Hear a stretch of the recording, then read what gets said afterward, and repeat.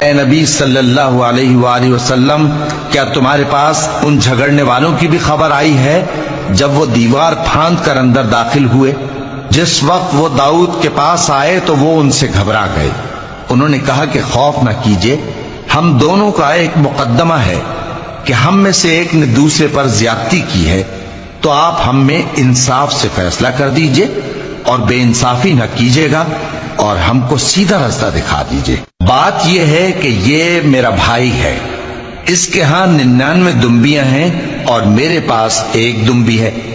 یہ کہتا ہے کہ یہ بھی میرے حوالے کر دے اور گفتگو میں مجھ پر حاوی ہو رہا ہے۔ انہوں نے کہا کہ یہ جو تیری دمبی مانگتا ہے کہ اپنی دمبیوں میں ملا لے، بے پر ظلم کرتا ہے، اور اکثر شریک ایک دوسرے پر زیادتی ہی کیا کرتے ہیں۔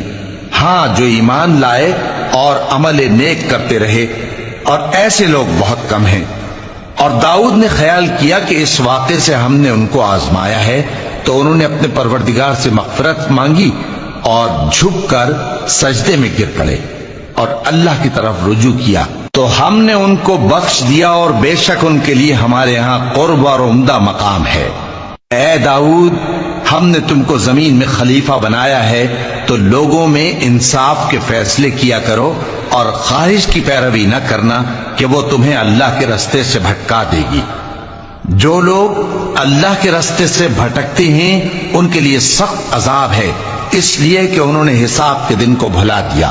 اور ہم نے آسمان اور زمین کو اور جو کائنات ان میں ہے اس کو بے مقصد نہیں پیدا کیا۔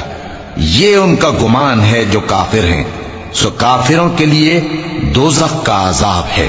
جو لوگ ایمان لائے اور عمل نیک کرتے رہے، کیا ان کو ہم ان کی طرح کر دیں گے جو ملک میں فساد کرتے ہیں، یا پرہیزگاروں کو بدکاروں کی طرح کر دیں گے؟